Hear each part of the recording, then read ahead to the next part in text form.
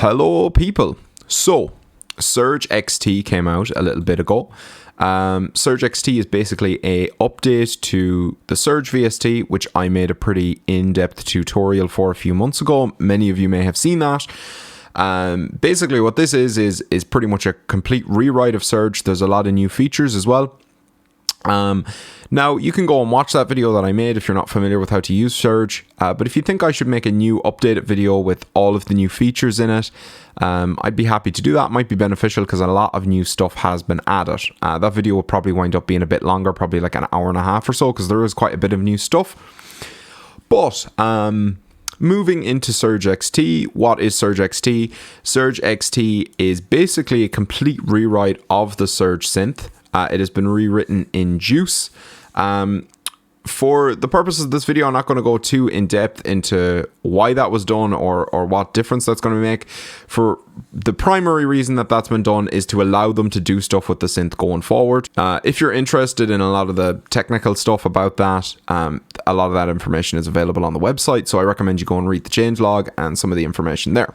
Now, I'm not going to be covering every change here. I just want to go over some of the more obvious stuff. And yeah, there's definitely a lot of little changes though, so you should definitely go and have a look at the changelog to see what's different. The first thing that I want to talk about, and probably the thing that's going to make the biggest difference when you're using it, is the patch navigator has been completely changed.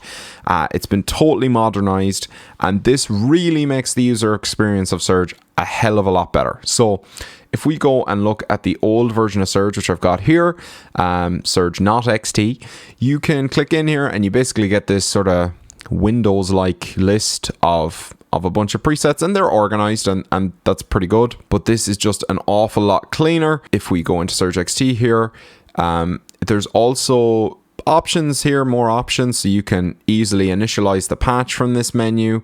You can set a patch as default, so if you want to say, you know, have a certain filter on as your default patch, you could set that up and then set that patch as your default. And then you've got sort of a bunch of different options for patches and stuff. I won't go too into detail on that. It's pretty self-evident what's going on here, but this has been much improved. You can also now search in the preset menu, which is awesome. So if you click this little magnifying glass up here, we could search, say, for some sort of a supersaw. So let's go for JPX or JP8K supersaw here. So really easy to use, and you can also favorite stuff. So if I wanted to favorite this, I just hit the little heart, and that patch has been favorited. So let me just initialize the patch here. So the second big set of changes here that have been made is to the modulation matrix down here. So I'm just going to show you a few things. For instance, if I were to modulate a bunch of stuff like with LFO1 here and LFO2, it doesn't really matter what I'm modulating. I just want to show this off. So we've got a bunch of stuff. Modulate it now with these two modulators. If I go into this list here, which is a new thing, this wasn't in the old version of Surge. As you can see here, there's no list. This gives you a full list of everything that you've modulated, and it shows you what it's been modulated by. So you can come in here and change amounts. You can mute certain modulations if you want to keep them active, but you just don't want to hear them at the moment. And you can obviously remove stuff from in here. You can also customize how you want to see this. So you can see values, depths, and ranges, or just values and depths, or just depths, or nothing. So you can simplify it if you want to, or you can have all the information that you need. Also, if you want, you can add modulation from here. So you can select a source. Let's say we wanted to select macro 1 and then select a target. Let's say we wanted to select noise color, and then that's added in there, and we can set an amount from in here in the modulation matrix. We can also sort them by source, which will sort them all into groups of what they're being modulated by, or target, which will sort of show what sources are modulating individual targets here. You can also filter what modulations you see in here. So I could go into my filter by, and I want to filter by source, so I could see everything that LFO2 is modulating, or I could see everything that's modulating the cutoff. And so now if I go in here and I add different modulators to the cutoff, we could drag and drop them over here. I'm just going to set a bunch of them up to modulate the cutoff here.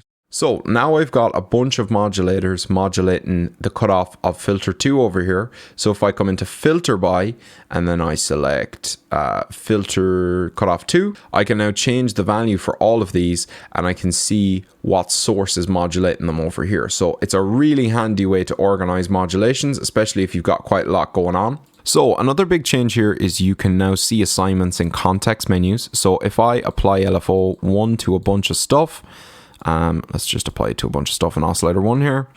If I apply a bunch of modulations here, now if I right click on this to bring up the context menu, I can see everything that LFO1 is modulating in here.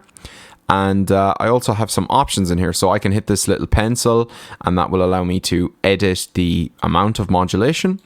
I can also mute it, so I could mute this shape here, and then that will be, it will remain modulated, but you won't hear that modulation anymore.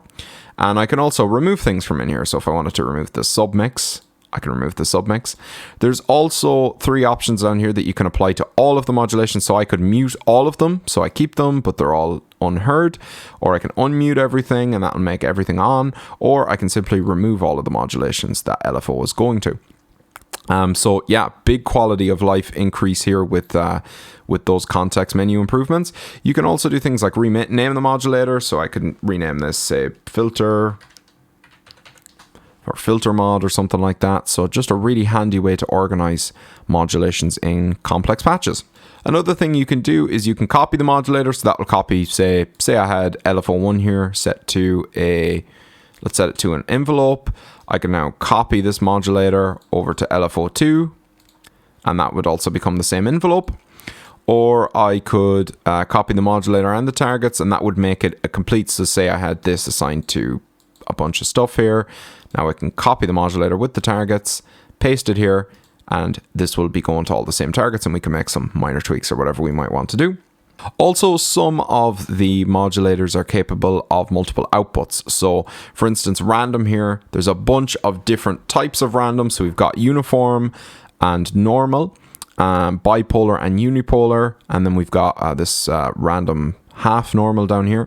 So each of these can be set to something. So if I tick, say if I tick this random bipolar uniform, and then I apply that to some stuff, you can see that's applied there. Now I can go in here. If I hit this these 3 little lines here, I could say select this different type of random and I can apply this to a bunch of different stuff.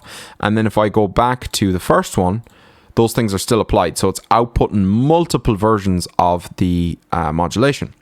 This is also available for the alternate here. So this has unipolar and bipolar output. And the other modulation source that can have multiple outputs is the formula modulator. This will allow you to set up 8 different outputs from it. While we're on it, the formula modulator is actually new. This basically will allow you to turn it into whatever modulator you want it to be. So if I click in here, you can see that the way that we are going to change what this modulator does is by actually writing in Lua code. So there are a couple of tutorials if you want to get into this. You can open up tutorials here in the patch browser and you can see formula modulator here. And then we could go into, say, a simple formula. And then if we go to this first modulator here, we can have a look in and see what's actually being done here. So this modulator has been written and there's a bunch of different notes in here explaining how you can do it as well. So you can learn within the synth how to write these modulators. But this is extremely powerful because this will basically allow you to set up whatever you want. So that's just some of the changes that have been made to the modulation matrix. I do encourage you to go and have a look at the changelog again because there's a bunch of stuff about this. If you want me to make that long in-depth video again, I will go in detail into pretty much everything that's going on in here. But for the purposes of this video, that's just some of the cool stuff that's been added. Now I want to move on to the filters. So let me just set an initial patch here. So in terms of new filters, there's not much that's been added. There's just one, and it's this tripole filter. It's a really cool, really harsh filter. They kind of explain what it's based off in the changelog if you read that, but a really cool sort of distorted sound and filter. To me, the more exciting change in the filter section, if we go to a low pass, is that the wave shaper has been significantly updated. So I believe there were 5 different wave shapes that you could have before in Surge. Let me just check that. I believe there were 5. Yeah, so we used to have just this little menu here of 5 different shapes that you could apply. And now not only do we have, I think it's over 40 different shapes that you can choose from here, but we also have a visual representation of what they're doing to the signal. So there's a bunch of them in here. Let's just put some resonance through it. Push the drive and have a listen to some of these. Bunch of different fuzzes. Weird sort of FM-y sine things.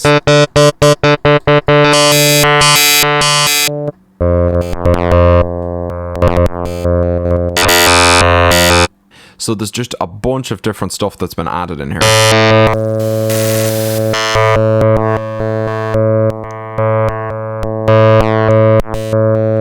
So yeah, pretty much any kind of wave shaping you want is now available in the filter wave shaper. And the final thing that I'm going to cover is the effects section, which has had a bit of an overhaul as well. The most obvious thing you're going to notice from the effects section straight away is we now have more effects, double in fact. So we have 4 sends now, we have 4 for the individual A and B sections, and then we have 4 post effects as well. So as you can see here in Surge previously we had 2, so you've got a bunch more options to add effects in. There's also a few new effects that have been added in here. I'm just going to cover them briefly here. The effects are also much nicer to get around and much more nicely organized, as you can see. Let's pull up Surge here. So you can see if I pull up the old Surge, we had this sort of big long list that you had to go through. It didn't look that great.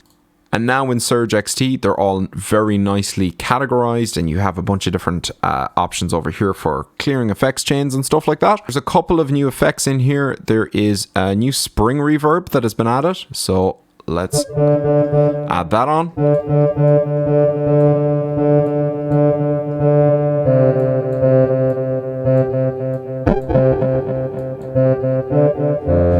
Again, I'm not going to go too much into these. There's also a couple of new air windows effects. I believe they've also added a new reverb to that. If I go into ambience here, I believe this chamber is new.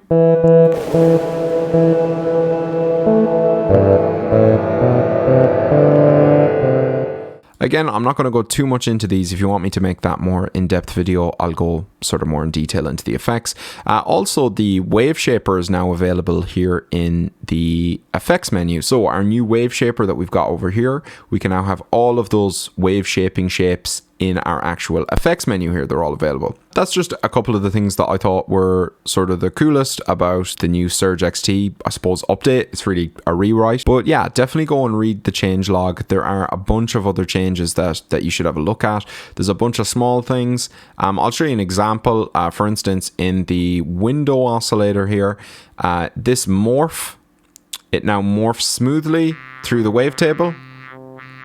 Whereas previously in the old version of Surge, it actually just used to sort of window through the different wave shapes that were available. So there's a bunch of small little things like that. So you should definitely check out the full changelog.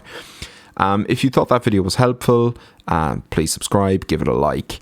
And yeah, let me know if you want me to go in depth into Surge XT. There is a lot of things that are different, so it might be worth doing. Thank you very much.